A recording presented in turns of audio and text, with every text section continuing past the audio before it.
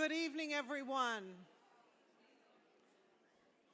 I'm Diana Mason. I'm president of the American Academy of Nursing, and on behalf of the Academy's Board of Directors, it is my pleasure to welcome everyone to the American Academy of Nursing's 2015 Living Legends Recognition Ceremony.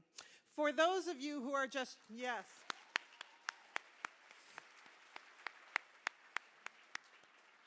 For those of you who are just joining us, I am Diana Mason, I've said that.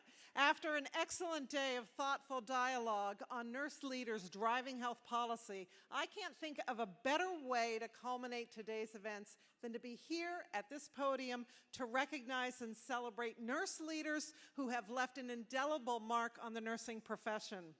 I would like to note the generous support for the Living Legends ceremony and reception from Cedars-Sinai Medical Center and the University of Illinois at Chicago College of Nursing.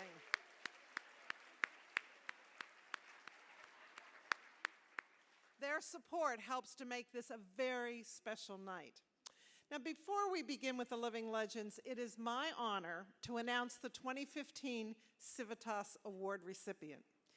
The Civitas Award is periodically bestowed on an individual who exemplifies extraordinary dedication to excellence in promoting high-quality nursing care. This year, it is my privilege and honor to present the 2015 winner of this prestigious award to Academy Fellow and former President Linda Burns Bolton.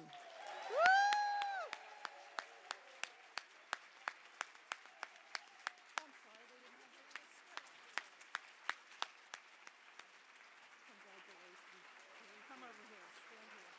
Woo! Wait, before you do.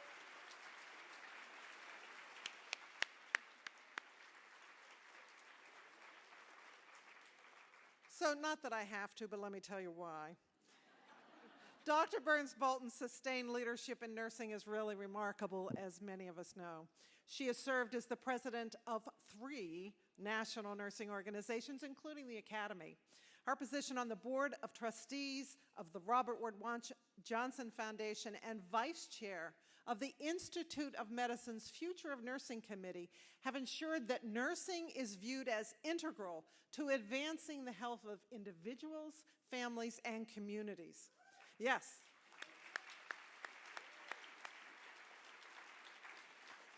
She's been an outspoken advocate for improving technology at the bedside, access to care, the quality and safety of care, and nurses' roles as leaders in healthcare.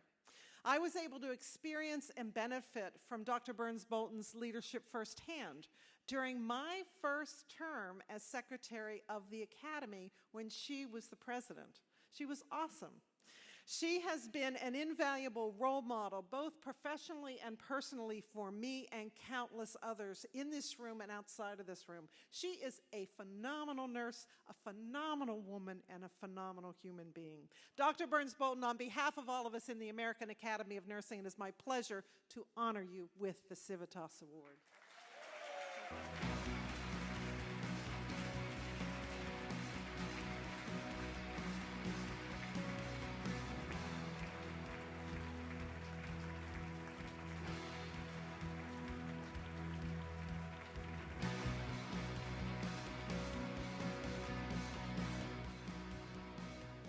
Thank you, Diana. It is indeed my pleasure to be the recipient of this award. It's very special to me because it acknowledges the work that I've done to promote human caring, which I believe is the essence of nursing. And that work, which is not done in silos, is not done alone. It's done by so many of you out there. So I hope you feel that you have received this award also, because it's been my pleasure to be your colleague. Thank you. Thank you for all your support today.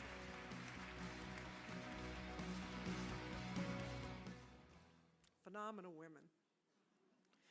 In 1994, the American Academy of Nursing wanted to recognize fellows who had made unique, outstanding, and long-lasting contributions to both the nursing profession and society.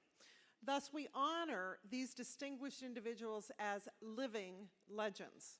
Since 1994, we've honored 94 such outstanding fellows. I would like to take a moment to recognize living legends that are here with us tonight. Would those selected from 2014 to 2010 please stand or wave?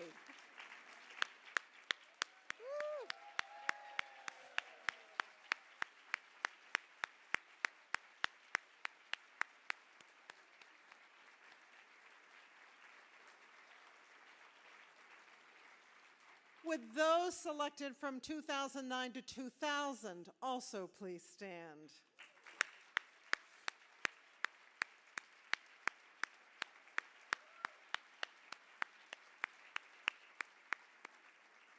And finally, would the living legends selected in the 1990s please stand or otherwise make yourself known? Do we have anyone? Maggie. Good. Thank you all for your extraordinary contributions and for being role models for past, present, and future leaders. The roster of living legends grows tonight.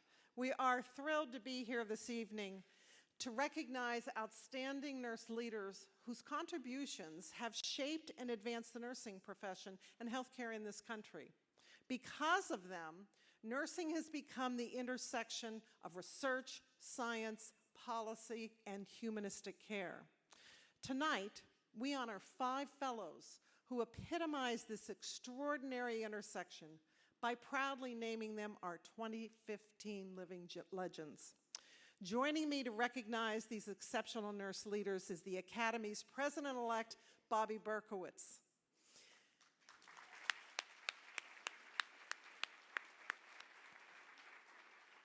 It's my pleasure to introduce tonight's first new living legend, Diane Billings.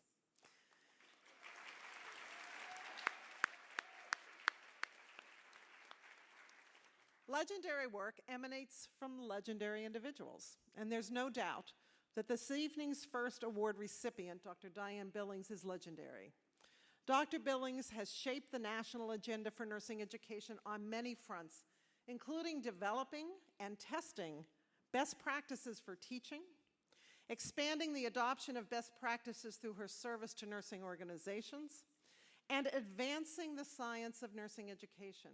Far ahead of conventional thinking at the time, Diane embraced educational technologies to improve learning using teleconferencing to provide essential and effective access for graduate students, now a commonplace thing.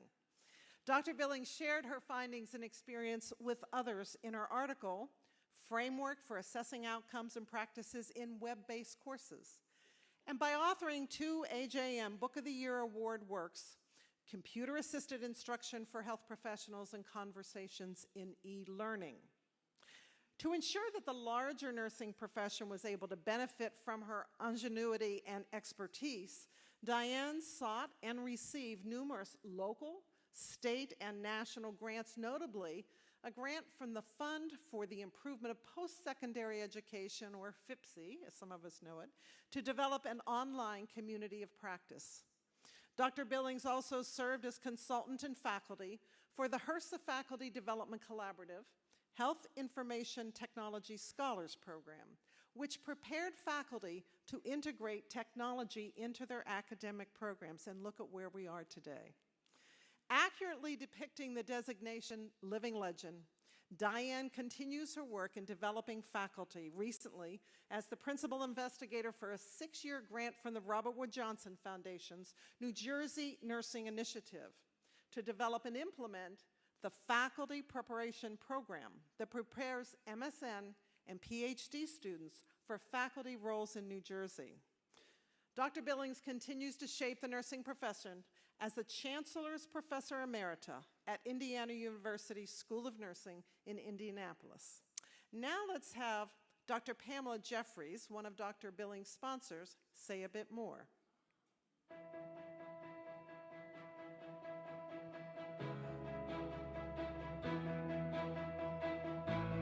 I've known Diane for decades. She's my longtime mentor, my friend, my colleague. Goes clear back to Indiana University when I started teaching back in the 1980s.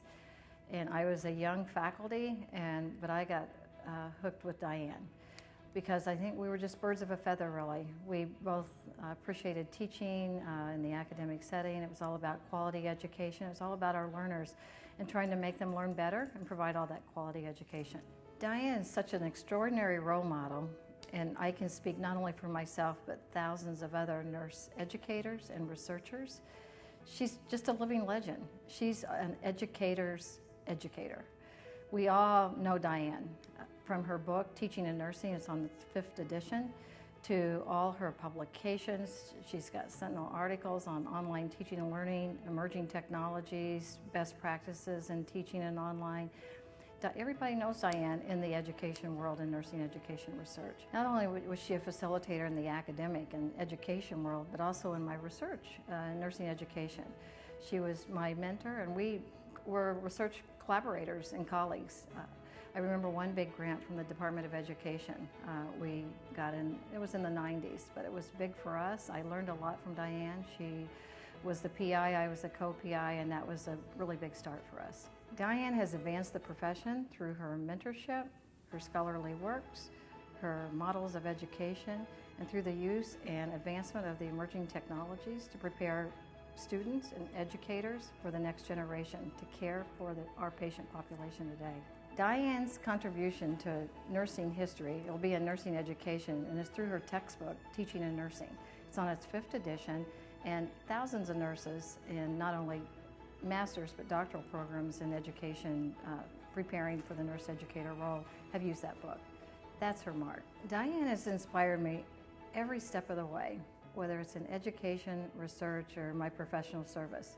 I would go to her for advice, and she was truly a mentor and so genuine, professional, and always just graceful with her leadership and mentorship.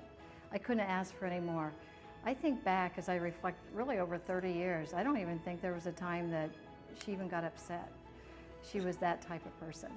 I knew she had high expectations. I knew what I had to do, and she led me there, and because I didn't want to disappoint her. Diane Billings, please join me to receive your honor.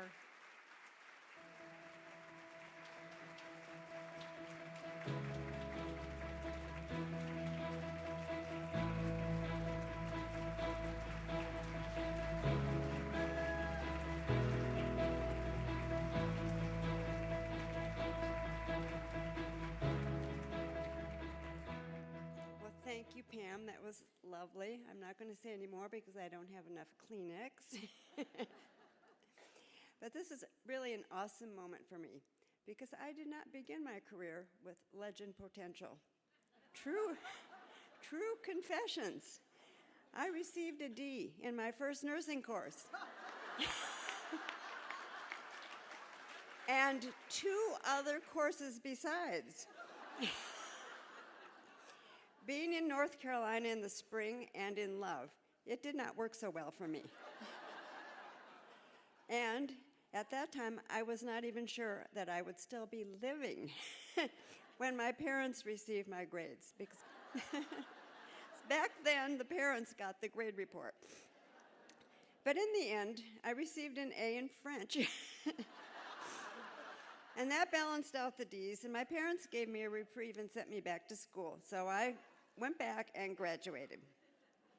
So soon after graduation, when working in community health, I was asked to prepare a course for some students in community health on how to fix baby formula. This was the kind that required sterilization in bottles. What a skill for nursing students to have to know. But anyway, I taught them. So, but from that time on, I really realized that I wanted to be a teacher. So my first teaching position was in a diploma program, and all that was required to teach my group of 10 students, and all of those students were white, Catholic, 18 years old, and girls, all I needed was a baccalaureate degree. All I needed to do was read the textbook and outline a lecture, and then stay out of the way of the staff nurses who knew better than I what students need to know to work in that hospital. Fortunately, much has changed since then. Today, our students vary in age, gender, ethnicity, race, and language. They learn in high-tech, connected classrooms that are flipped and global. They're online and on campus. Nurse educators use a repertoire of active learning strategies to ensure application of scientific principles to real-world patient care. Clinical teaching now occurs in simulation centers and in collaboration with our practice partners and often in interprofessional teams. To be responsive to these changes, nurse educators must have doctoral degrees, either practice-focused doctorates so the nurse educators can assume leadership roles, system thinking, and knowledge translation, or research-focused doctorates to develop our science. We no longer borrow theories from education and other disciplines. We have our own. And we also have a science that is evolving along with evidence-based teaching practices. Nursing education is now an advanced practice role with a distinct body of knowledge and educator competencies that must be attained to be an effective educator. There is even a certification exam to indicate to the public attainment of these competencies. So, in looking to the future, we see a world in which nurse educators must be able to prepare students for patient care that will be increasingly community-based, managed in the home, personalized, and person-centered, multicultural, and global, and connected by technology that we can only dream of today. Nurse educators will be the pivot point for making this shift in patient care as they use their knowledge of clinical practice and evidence-based teaching strategies to prepare students who will impact patient care and the healthcare system. It is because of new collaborative partnerships between education and practice and the integration of both clinical and education science that will make this change in healthcare happen. Together, we can get this one done. So now I'm still wondering how I became a living legend after that inauspicious start. So here are a few thoughts. First of all, legends must have support from administrators and leaders with whom they work. And while there are many deans who value excellence in their faculty, I received my initial support working with a dean and mentor who understood the significance of the educator role, provided resources for faculty development, and advocated for continual development of our education science. And of course, I'm talking about Angela McBride.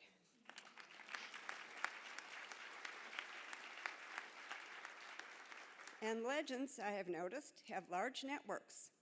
Mine has been supported by a wonderful network of family, my ever-patient husband, not the guy that was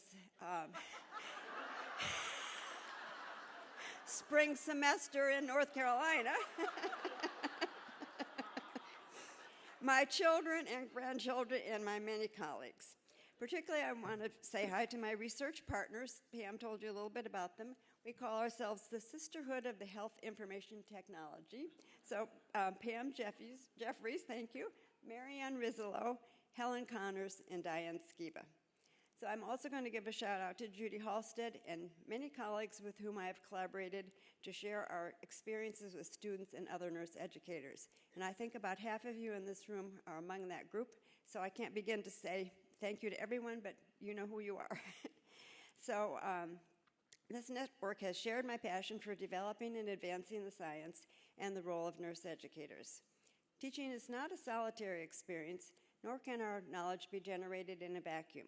It is through these networks that we have been able to disseminate a body of knowledge to guide the practice of nursing education.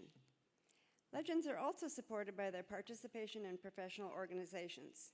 3 organizations have been influential to my development as a living legend. First, the American Association of Critical Care Nurses, hello Ramon, because they recognized that their task forces benefited from both clinicians and educators. And I have to acknowledge members of one particular task force in which, although we completed the tasks, the force still lives on. And you guys know who you are.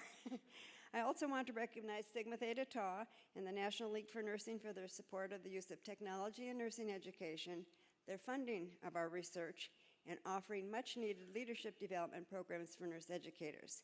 Thank you, Pat Thompson and Bev Malone.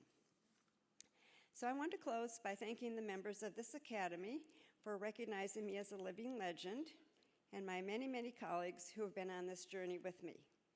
I accept this award on behalf of all nurse educators who, through their excellence in teaching, are preparing the next generation of nurses who will contribute to building a culture of health for all.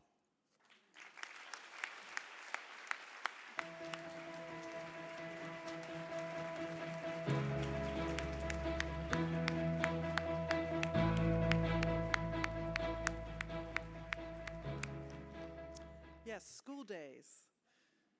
The next living legend to be recognized is Marilyn Dodd. Without the ability to apply nursing knowledge to patient care, much of what we do each and every day, regardless of our specialty or career, would be both less valuable and less rewarding.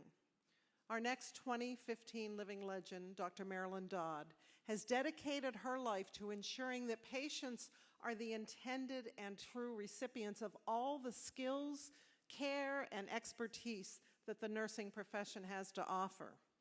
Dr. Dodd's visionary contributions to patient self-care and the science of symptom management spans 4 decades of research, clinical practice, and education.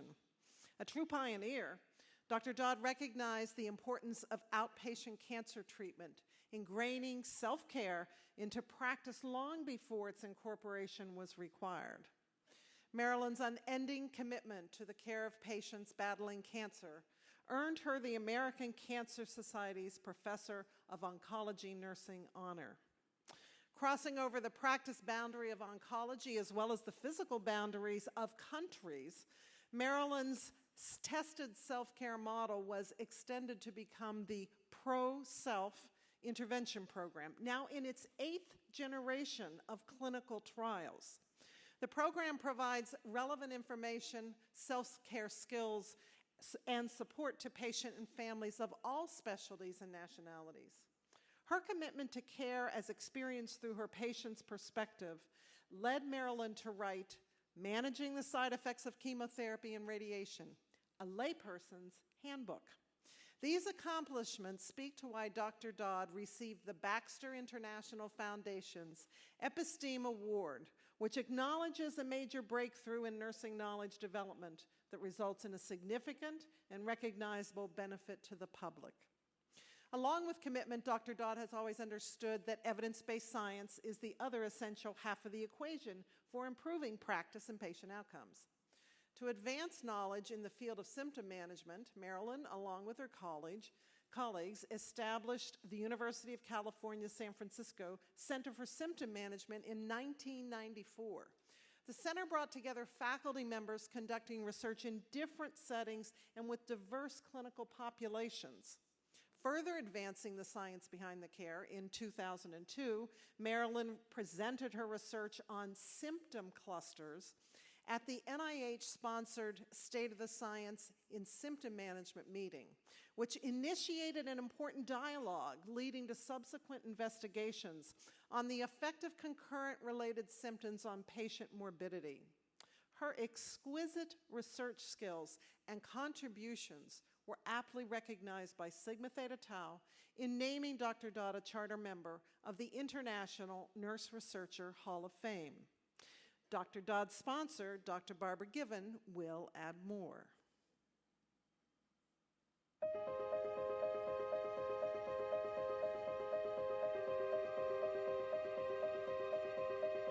I believe Marilyn is a fantastic nurse because she cares, is available, and believes that her role is to help others achieve, if that were a student or another colleague, or for a patient to be comfortable, or for just to be a friend and to always be there. And so her characteristics and her ability is to show that caring at whatever level it is. And I think that comes out in nurses, and that's why people like to have nurses and remember certain nurses, and Marilyn's one. Mary Lynn is an extraordinary role model because she brings to nursing and healthcare all the dimensions. Her own research, her contribution for students and her teaching and education, but also for practice, and then not only for the practicing nursing, but for the patients as well. She was one of the first people to study symptoms and the expression that patients had with symptoms, especially in cancer patients, and identify ways to help them. So that's how she really identified things to do, and it was nurses that she brought to their care to make a difference. Then she decided to help them help themselves by her self-care and her pro-self that she had. So she created documents long before it was acceptable for us to be worrying about self-care for patients, and created information for them. She was one of the first individuals to identify symptom clusters, which now has really taken off, and she was one of the early people to include family caregivers in the care of the patient, and now that is becoming very commonplace to do that. So she was really a pioneer in developing some of the things that have now come to be standard and really impacting our care. I have always labeled her as one of the top 5 nurse researchers I've known, is that she's always available to help. She would help students, she would answer a question, she would review a grant, she would review a paper. So my encounters with her were always that her willingness to be there, and I think that captures her personality, and again, a sort of silent characteristic of how she's contributed, being available to help others and move forward. Awards are important, but Mary Lynn would be someone who would think that she was not deserving of the award, but she is deserving because of the impact that she has on the profession. And as I said, from my view, she's one of the top 5 nurse researchers I have ever known, and for that alone, she would need an award, I think. Please welcome living legend Marilyn Dodd.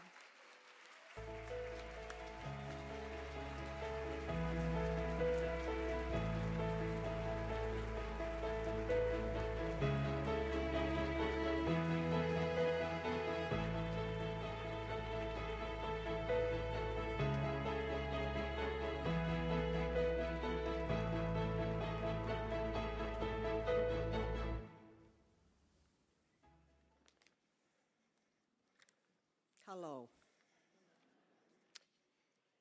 Oh, heartfelt thank yous to the Academy for this most wonderful honor. And to my nominators, Dr. Barbara Given from Michigan State University, Linda Sarna from the University of California, San Francisco. Pardon me. University of California, Los Angeles. And Christine Maiskowski, University of California, San Francisco. There we are. And to, my nominators, I hold you in such high esteem. Thank you. And to my dear family and friends and colleagues, thank you so much for being here. It is truly a thrill. I accept this honor with humility and gratitude. I am most grateful for the nursing profession, which provided me the opportunities, support, and encouragement to expand as I grew in my career. I would never have imagined, as a new graduate from Vancouver General Hospital diploma program, that I'd be standing here today. How very, very lucky and fortunate am I to have worked with so many patients and clients and family members, many of whom gave so generously of their time to participate in our studies and thereby help us contribute to the knowledge base of practice and our profession. To have worked with such talented and passionate students, clinicians, and faculty members from whom I learned so very much. Indeed, to stand here representing legions of nurses who have advanced and are advancing the science of self-care and symptom management. There has been a number of defining moments in my career, and I would like to share just one with you, time permitting. While I was a graduate student at the University of Washington in Seattle, I enrolled in a course taught by a living legend, Jean Quint Benolio. Yay. A very special one. The course was Death and Dying, Influence in Clinical Practice. In this course, Dr. Benolio invited us to examine our clinical experience and to appreciate just how privileged we had been to be present with people during very poignant illness, living, and dying transitions. There were exercises that we could do and much reading also that we could do to bring home the notion of, were we carrying unresolved professional grief for having bared witness with these transitions? And, she asked, have you come to terms with your own mortality? Well, at 27, I had not. For those of us that attempted to answer these questions, it changed our clinical practice and, I dare say, our lives. As I entered academia, I held the hope that with the students whom I taught and the patients and family members with whom I interacted, that I could facilitate their exploration of their own questions. In closing, I would like to say a few words about the future of nursing. Recently, I had the pleasure of attending our niece's graduation from nursing from the University of Pittsburgh's accelerated BSN program. Yes, she's here today, and I'm so proud of her.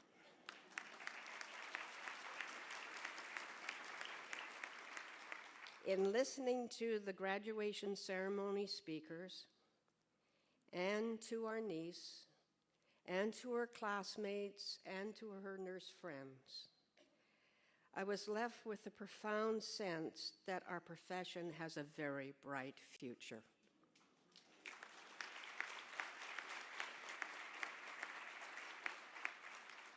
Thank you again for this most wonderful recognition.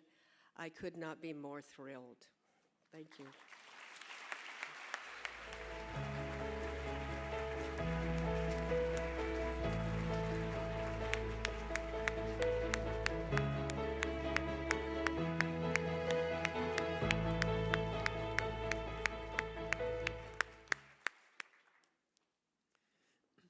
The third 2015 Living Legend to be recognized is Fanny Jean Gaston Johansson.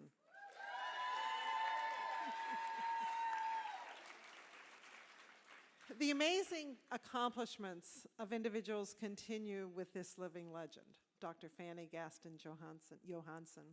When one's work impacts individuals across town, across the country, and across the world, perhaps the designation living legend is not adequate to convey one's accomplishments. Dr. Gaston Johansson is best known for her landmark global and historic research on the long-term impact of the pain experience, coping, and quality of life in minority and vulnerable populations, experiencing health disparities locally, nationally, and globally. Between 1983 and 2014, she received over $10 million in continuous research funding and training grants, with grants from the National Institutes of Health, the Department of Defense, the European Community, and the American Cancer Society. Fanny's focus on advancing the knowledge and skills of other nurses ensures that patients will benefit from her expertise for generations to come. Through the Minority Global Health Disparities Research Training Program, funded by the National Institutes of Health for 15 years, Dr. Gaston Johansson brought about mentorships in 5 global research settings for over 100 students. Several of these students went on to pursue master's and doctoral degrees in nursing with a focus on health disparities research.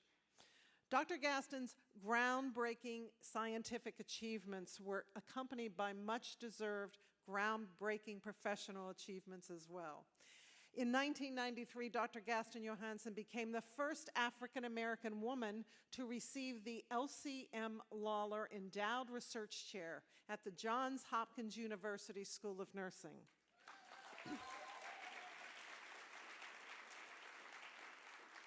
Then in 1998, Fanny became the first African-American woman to become a tenured full professor at Johns Hopkins University. How befitting that Dr. Gaston Johansson's commitment to addressing health disparities for patients simultaneously address disparities among healthcare providers. Not being one to rest on her achievements, in 2000, Dr. Gaston Johansson became the first director of the National Institute for Nursing Research-funded Center on Health Disparities Research at the Johns Hopkins University School of Nursing. In 2012, she became University Distinguished Professor at Johns Hopkins University and Professor Emerita in 2013. Dr. Gaston Johansson broke down additional professional barriers by becoming the first female dean at the University of Gothenburg in Sweden. During her time at Gothenburg from 2001 through 2005, Dr. Gaston Johansson established the doctoral education program for nurses at the university and subsequently became the first African-American nurse elected to membership in the Royal Academy of Letters, History, and Antiquities in Sweden, established in 1753.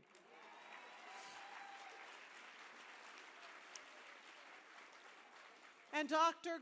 Jacqueline Campbell, one of Dr. Gaston Johansson's sponsors, has more to add.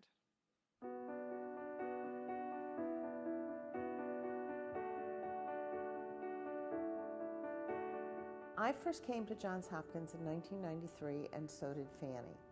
And there were 2 endowed chairs open for consideration, and she got the one that was fully funded with all kinds of extra resources with it, and I got the lesser one. So I learned very quickly that Fanny was a force to be reckoned with. Fanny is clearly the quintessential living legend. Her reputation will go on for decades, for the next century, I think. She'll be one of those people that Johns Hopkins University School of Nursing puts on their wall and says, this was a leader, this was an icon, this nursing professor made a true difference. Again, not just in terms of her own leadership and her own accolades, but particularly for patients who have pain, for students and mentees who need the kind of encouragement and the kind of challenge that allows them to scale all kinds of heights. This is why I believe Fanny deserves this award. I actually have known Fanny not only in work settings, but also have got to know her family.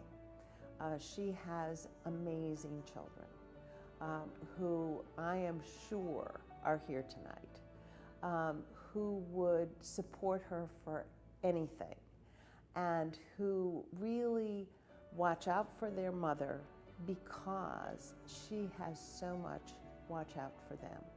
So one of the things that I've learned from Fanny is not only how to negotiate a tough system like Johns Hopkins, but also how to be an incredibly loving and caring parent and now grandparent. She sees the ground from 60,000 feet. She sees the big picture. She sees how systems interact, and she sees what we need to be doing in nursing and as individuals to make a difference, both for our patients and for our students and for society as a whole. Please welcome living legend Fanny Gaston Johansson.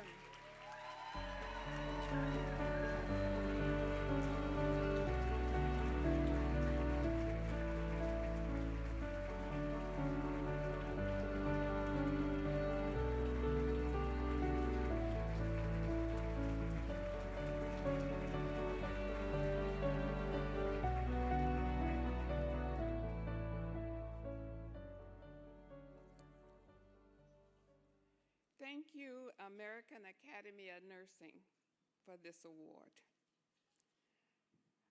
I never dreamed that I would be one of your living legends. My career started in elementary school when I was in the 3rd grade. My teacher asked me, "What do you want to be when you grow up?" My answer was deliberate and without hesitation. I want to be a nurse. But then I became a little disappointed because no one else in the classroom wanted to be a nurse. The other girls all wanted to be school teachers, and the boys, half of them wanted to be a coach for football, and the other half wanted to be a coach for basketball.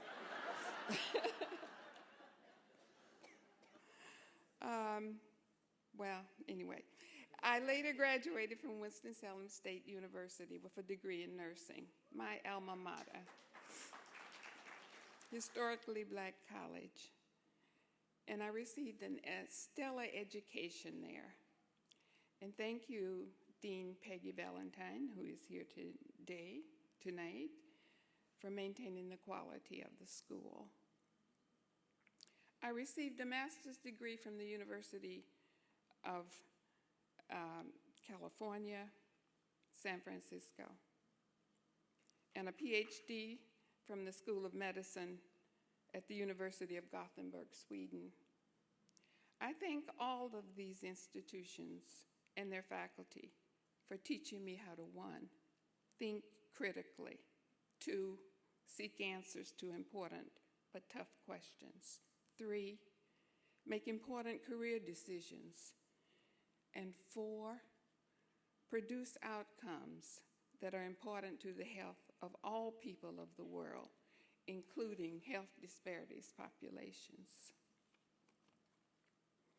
My working career has included positions at VA hospitals, thank God for our veterans, San Francisco State, Winston-Salem University, University of Gothenburg, University of Nebraska Medical Center, and last but not least, the Johns Hopkins University, where I have worked for over 20 years. I am thankful for the opportunities provided to me from all of these institutions, and especially for Hopkins' support and confidence in my ability that gave me the courage and knowledge to seek higher achievements.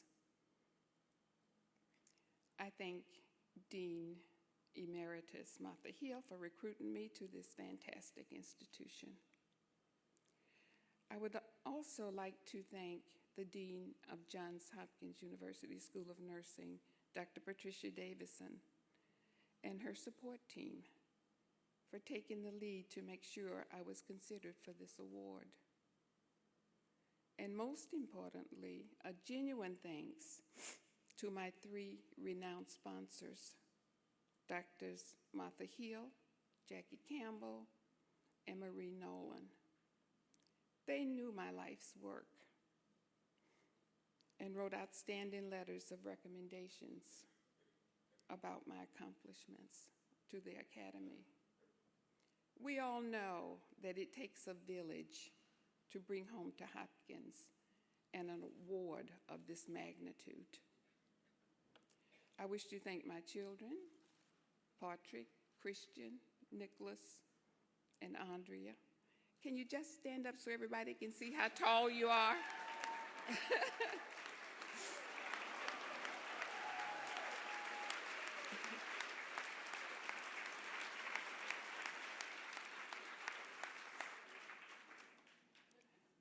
thank my extended family who is also here, my sister who has traveled from Sweden to come here, and my brother who has traveled from California.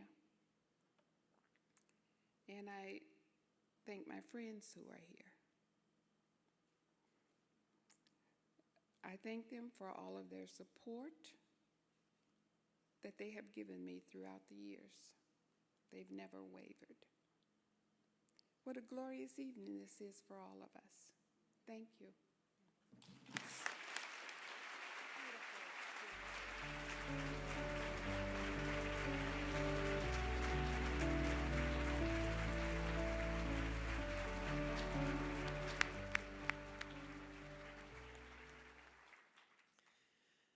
The fourth living legend to be recognized this evening is Marie Manthe. Nursing is a profession that affords individuals the opportunity to focus on many different specialty areas, all committed to ultimately improving the health and well-being of individuals and populations. But even with the increase in specialties over the years, what remains at the heart of nursing is its steadfast and unwavering commitment to patient care. Our next living legend, Dr. Marie Manthe, is the guardian of commitment to the fundamental nature of the healing effects of a nurse's impact and influence on the patient care experience. Understanding that relationship-based care is what sets nursing apart from other health professions. Marie's primary care relationship-based care model of nursing resulted in Marie becoming the mother of primary nursing.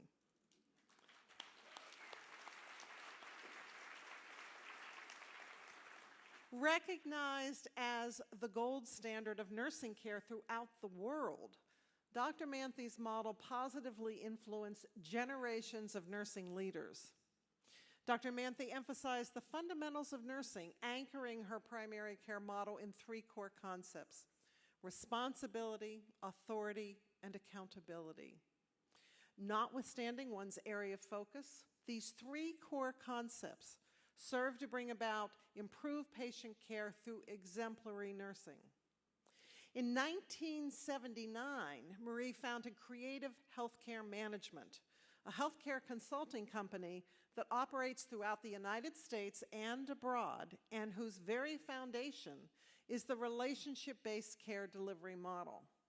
When over 2,000 client healthcare organizations around the world looked for guidance and expertise, they turned to Dr. Marie Manthe. Her legendary contributions have supported the professional development evolution of nursing and other healthcare professionals in the United States, Brazil, Canada, Jordan, Japan, and 11 other countries. She has shaped the practice of nursing worldwide.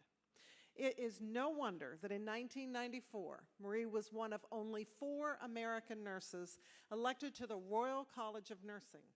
And in 2003, she was recognized by Sigma Theta Tau International with the Mary Toll Wright Founders Award for Excellence in Leadership.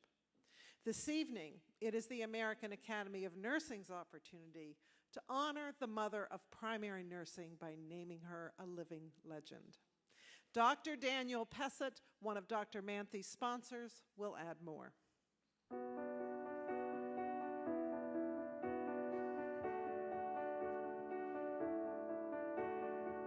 Marie is truly a living legend. I mean, there are not many people in nursing who don't know of Marie Manthe and her work in primary nursing, which she started long ago, and it's just taken off like wildfire. She is known throughout the world for her work in primary nursing and the relationship-based care that she has evolved over time. I was recruited to the University of Minnesota 3 years ago, and the first person who was at my door was Marie Manthe. And she was there to support me, to guide me, to give me context, and to be available to me in terms of whatever it is that I needed to make that transition to the University of Minnesota.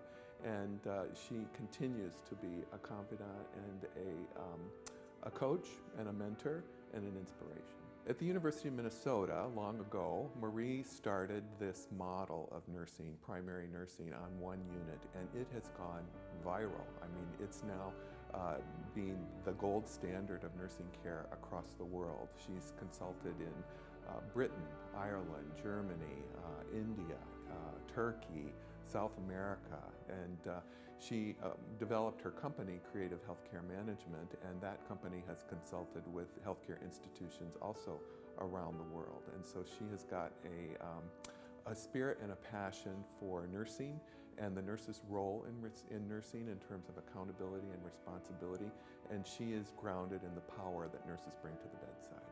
Marie has a great reverence for leaders of the past. She happens to sit on the Heritage Committee at the University of Minnesota School of Nursing and catalogs all great nursing leaders, and she herself appears on the wall of leaders in the University of Minnesota School of Nursing as one of the great legends in regards to contributions to nursing care. She started the primary nursing on one unit at university hospitals, and she just has continued to champion that model of nursing care delivery, and it has sort of taken off all over the world. I really have been inspired by her commitment to creativity and also her attention to the future. She's a futurist at heart, but a futurist who's grounded in the history, and the history of the future is what she's all about. And she brings that passion to nursing, and the work she does in terms of the journals she publishes, the books she writes, and the activities that she's engaged in regards to championing nurses around the world. She was early imprinted at 5 years old by a nurse who took care of her in the hospital and just was present with her and coloring when she was 5 years old. And that interaction instilled and imprinted in her a passion for nursing, because she said, I want to be like that person. I want to be present for people, and I want to be able to have that kind of caring presence, and I'm going to be a nurse. Marie deserves this award because she is so many things to so many people. I mean, she is a nurse's nurse, she is an entrepreneur, she is a philanthropist, she is a kind, compassionate, caring person, and she has made significant contributions to the field. Please welcome living legend Marie Manthe.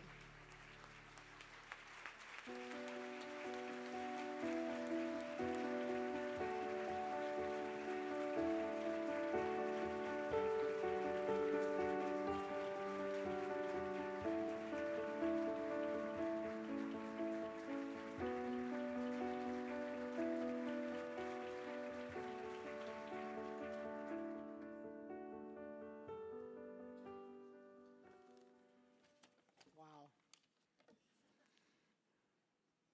Like so many before me, I can only say some of the same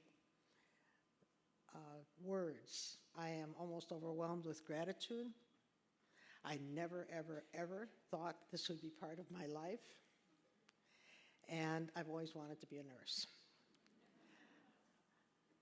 I'm especially grateful to the people who worked hard to get this nomination put forward: Dan Peschet, Mary Jo Kreitzer, Gladys Campbell, who's the CEO of the Northwest Organization of Nurse Executives, and Kristen Swanson, who is the Dean of the School of Nursing at Seattle University.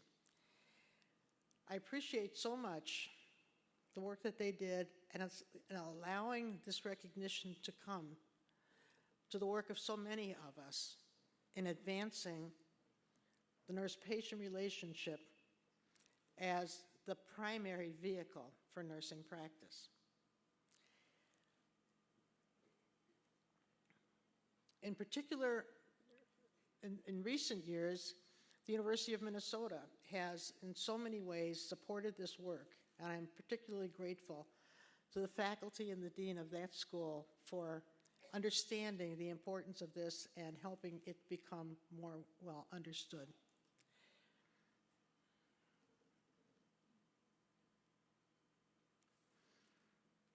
"75 years ago, this nurse that Dan mentioned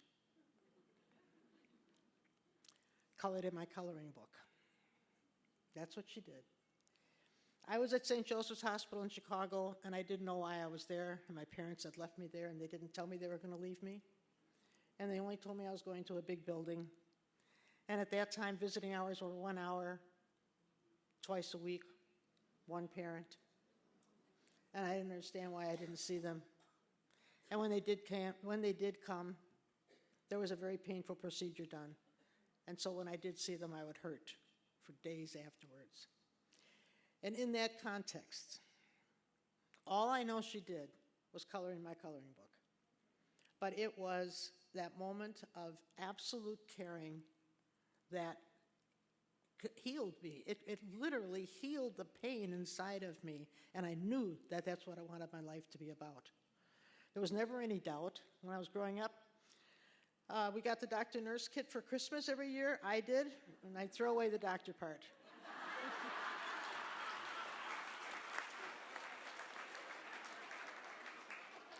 And Florence Marie Fisher's name never left my mind for one instant, one part of my life. I saw one of my old girlhood friends a couple years ago, and I said, Ida, did I ever talk about that nurse who took care of me in the hospital, Florence? She said, that's all you ever talked about. That's all you ever talked. You're going to be a nurse like Florence Marie Fisher. You played nurse when we played dolls, and so on. And I went to a diploma program, and I became a nurse, and I loved it. And I loved every moment of patient care. And I've loved everything I've done ever since then. 35 years after Florence Marie Fisher colored in my coloring book, I was an assistant director at the University of Minnesota Hospitals in charge of special projects, which means I did whatever the director of nursing didn't know who else to give something to. And one of them was a project to improve the delivery of nursing care at the unit level.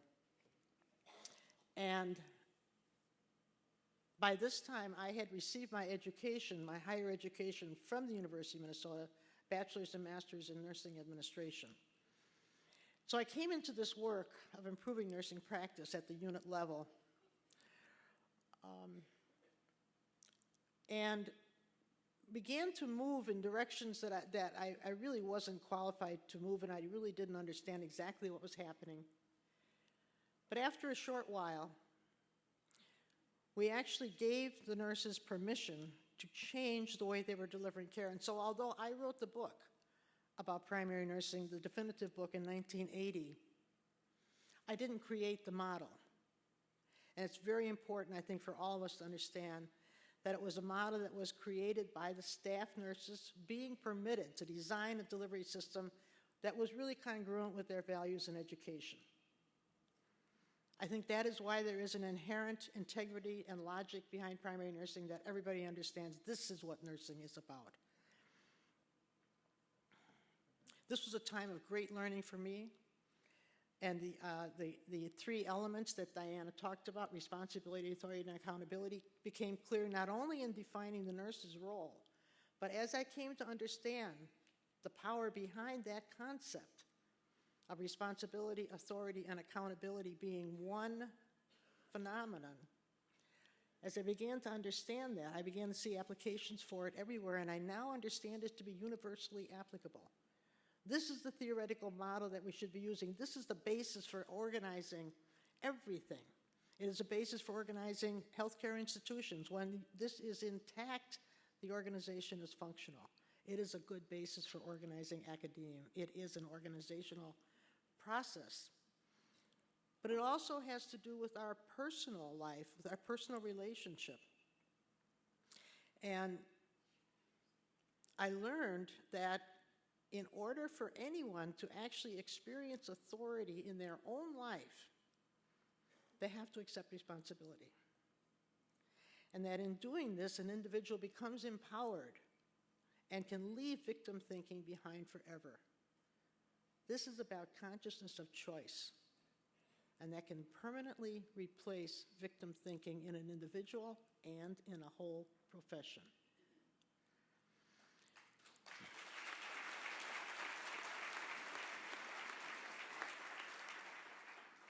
Now, as my life evolved, I began to have a problem with substance abuse, and that led to a full-blown addiction and the loss of a job that I absolutely loved. And I was quite good at that job. Most of the work for which I'm being recognized here took place throughout my period of recovery from alcoholism. Today, I am so grateful to have my health and to be able to stand in my profession with the capacity to reflect fully on the past and to look thoughtfully into the future. I just want to comment that the company that has been mentioned here, Creative Healthcare Management, according to a couple of us who have been looking into this, we believe we are the oldest continuously operating health consultation company in the United States and therefore in the world. And we are woman-owned and we are women-dominated.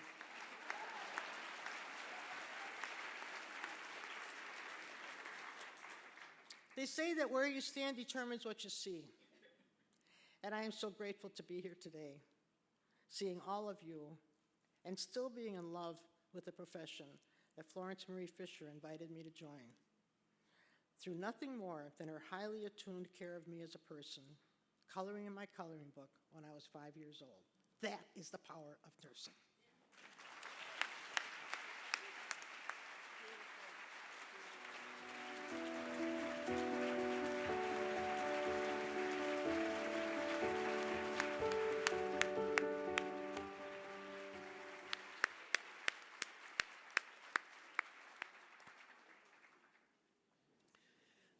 Our final living legend to be recognized tonight is Afaf Malise, an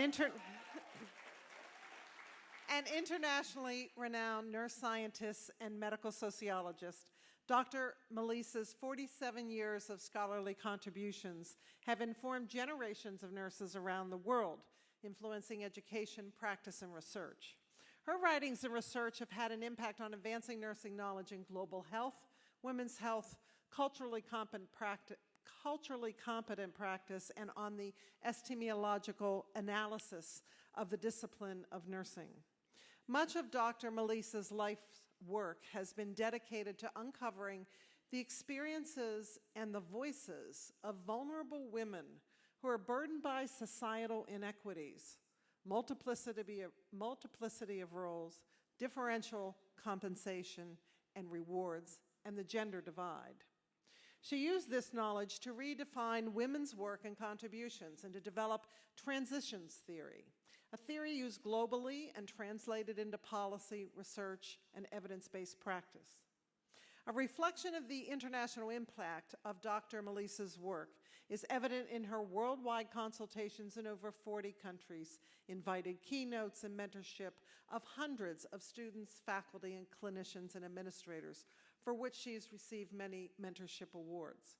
Her leadership in the International Council on Women's Health Issues has played a central role in inspiring scholarship in women's health and in bringing world leaders to form partnerships to improve the lives of women. Following 34 years as a tenured professor at the University of California, San Francisco, Dr. Afaf Ibrahim Malise became the Margaret Bond Simon Dean of Nursing at the University of Pennsylvania School of Nursing and director of the school's World Health Organization Collaborating Center for Nursing and Midwifery Leadership from 2002 through 2014. Her international contributions have been recognized by many honorary professorships and doctorates, including from universities in Sweden and Spain, and the distinguished honorary citizenship of Oporto, Portugal.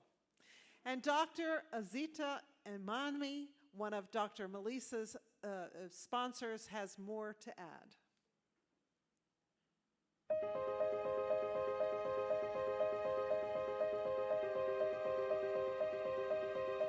The first time I met Afaf, it was in my undergraduate program in Sweden. She came to Sweden and she gave a lecture on her transition theory.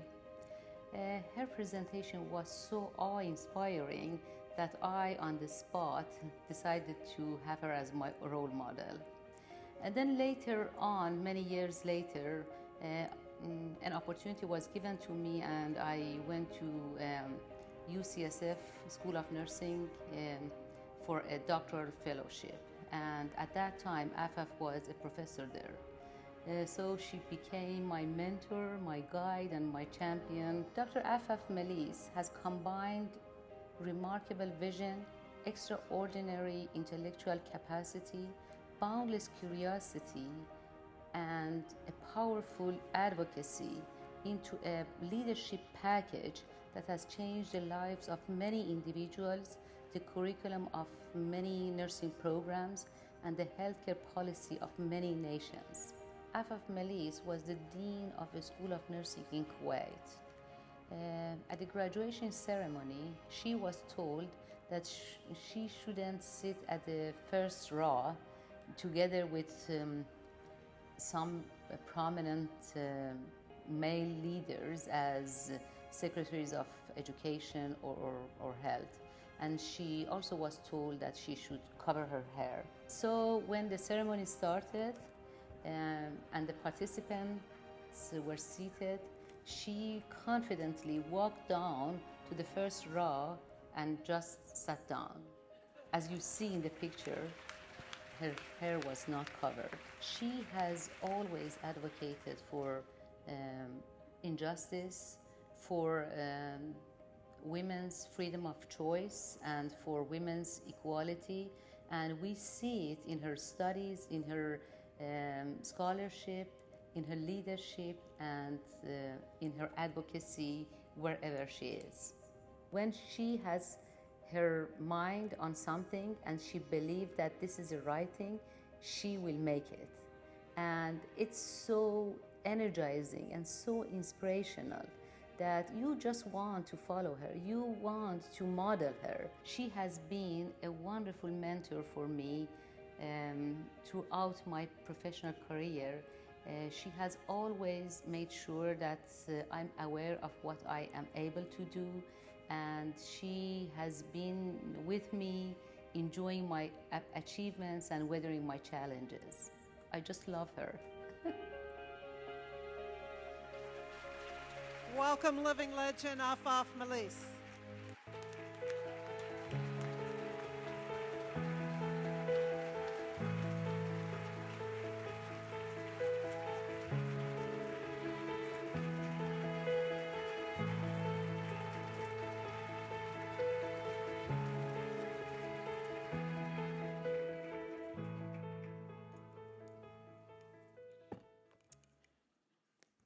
So first, I am so honored to be sharing the stage with such a fantastic, distinguished group of colleagues who are visionary, who have made such an impact on our discipline, a transformative impact in so many ways. Congratulations to each one of you. I am really honored to be part of this group. I am so humbled by the nomination of my dear colleagues, Azita Imami, Sandra Weiss, Nancy Woods, and my dear friends, Claire Fagan and Angela McBride. While I'm really honored that they took the time to do this and to nominate me for this amazing award, I am, more importantly, I just love having them in my life, and I'm really privileged with their friendship. So thank you. Thank you. I'm really humbled with what you have done and what you have said. I also want to acknowledge a very important person in my life who has been my partner for all those years, has been really responsible for getting me to this point. My legendary partner in life, Mahmoud. Thank you.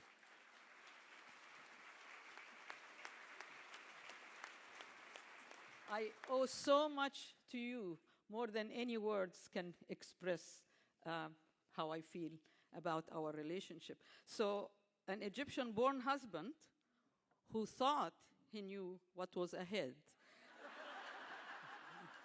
when we fell in love at the shores of Alexandria in a summer camp of the University of Alexandria. But he had no idea what he got himself into when we got married. 50 years later, he's trying to figure it out. Can you imagine what's going to happen after this fantastic legend, living legend award? I also want to acknowledge two people who have been part of our journey, both of us, Walid and Sharif, our beloved sons, Walid and Sharif, who put up with two immigrant parents with crazy schedules, not knowing what they are doing at the time. Now they have their own soulmates, Paula and Dina. All of them are busy managing their careers and their 5 children with all their activities. But on their behalf is Sharif here. Please stand up, Sharif Milis.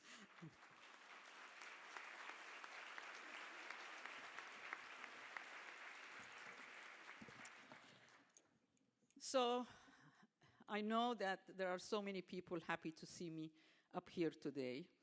And when I got the news that about this special award, just like all of us, a quick tape of my career and my learning journey went right by me through my life and with all the events and the people who have been responsible for it. And the question that kept coming up to me is, what if? What if some of these things had not happened? What if I didn't receive a Rockefeller Foundation scholarship to come and study in this country? What if Rockefeller Foundation did not decide that they're going to invest in developing countries in nurses to continue their education? What if my loving and very highly protective parents did not let me leave Egypt and sacrifice not seeing me for 10 years, contending to hear my voice only every 6 months on the phone because of their belief in education? What if Agnes O'Leary, who was my advisor at UCLA, didn't insist on a summer extension, on a summer trip, internship, a summer externship that included, because she wanted me to see what access to healthcare is in this country, so I wouldn't think it's only in developing countries. So she sent me to Kentucky for volunteer nursing services. She sent me to Santa Fe Hispanic Clinic. She sent me to the farmland in the Midwest, which definitely made me really passionate about equitable access. What if Gamal Abdel Nasser was not the president of Egypt? My husband and I definitely would not have settled here in this country and learn about the challenges of being an immigrant and becoming bicultural. What if Burton Meyer, Ralph Turner, Frank Suey didn't invest the time, the energy, the effort in mentoring me in scholarship, in theory, in research, and leadership? What if Lulu Wolf Hassanplug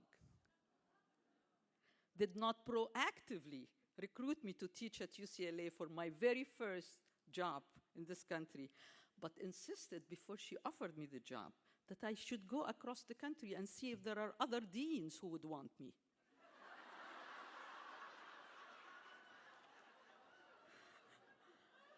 I would not have had the privilege to know and learn from Luther Chrisman and Martha Rogers, who became dear friends until she passed.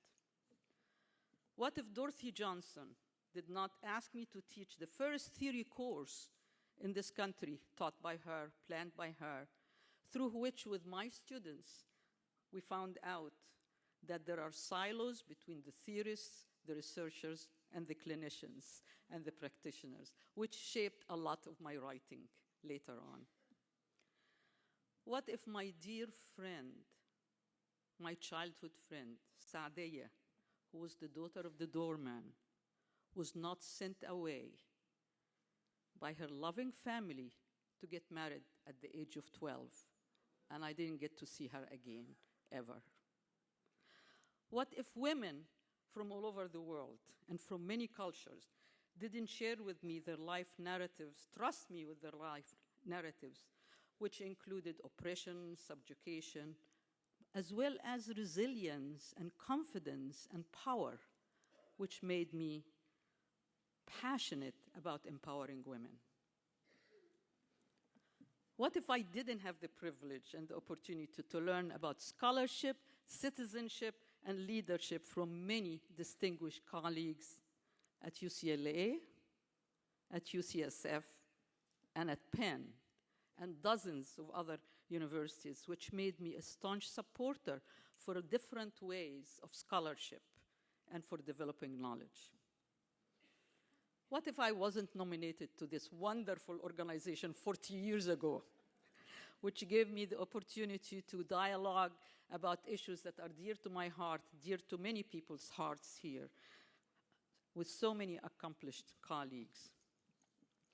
I believe that each and every one of these events, these people, was instrumental in providing me with the intellectual capacity, with the intellectual tools, with the confidence to achieve, to do what I did. They inspired me, they challenged me, and supported me. So what if? My answer is very quick and very simple. I wouldn't have enjoyed the privilege of becoming an American citizen, voiced and free to say what I want to say anywhere I want to do it.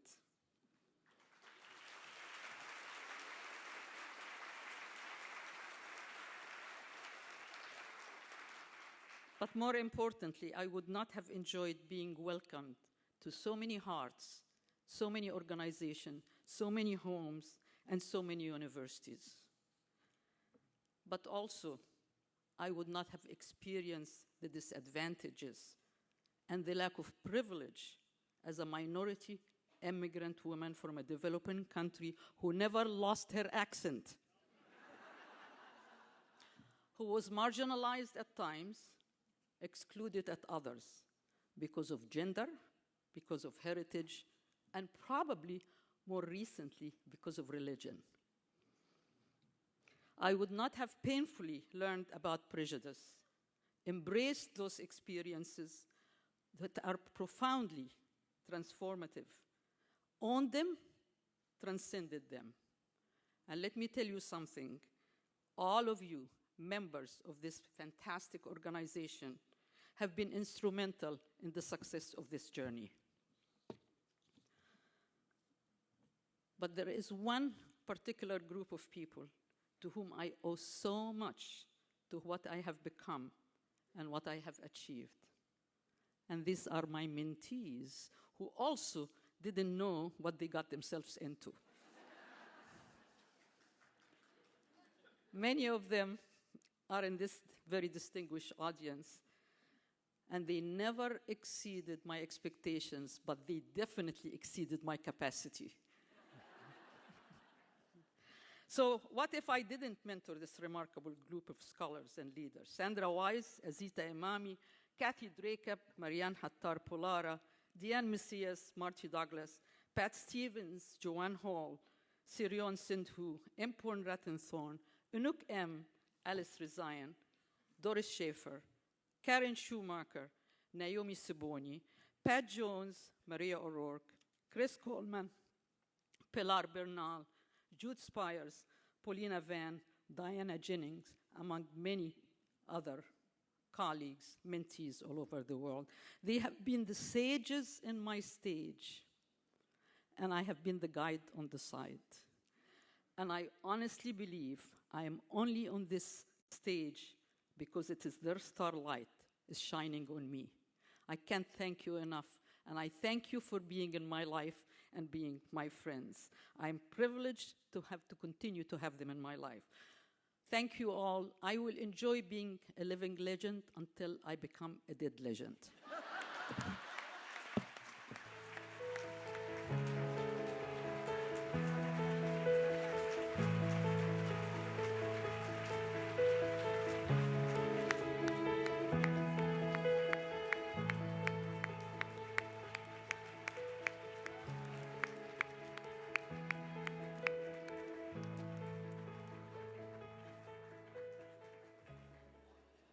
Ladies and gentlemen, the 2015 Living Legends. Please join me in another warm round of applause for our newest Living Legends.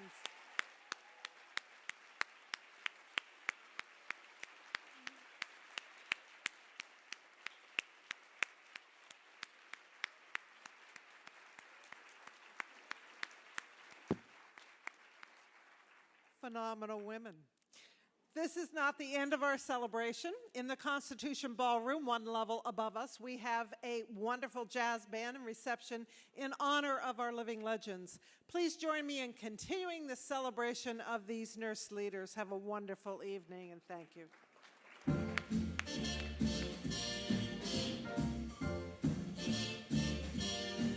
Somewhere beyond the sea, somewhere waiting for me, my lover stands on golden sands and watches the ships that go sailing. Somewhere beyond the sea, she's there watching for me. If I could fly like birds on high, then straight to her arms I'd go sailing. It's far beyond the stars.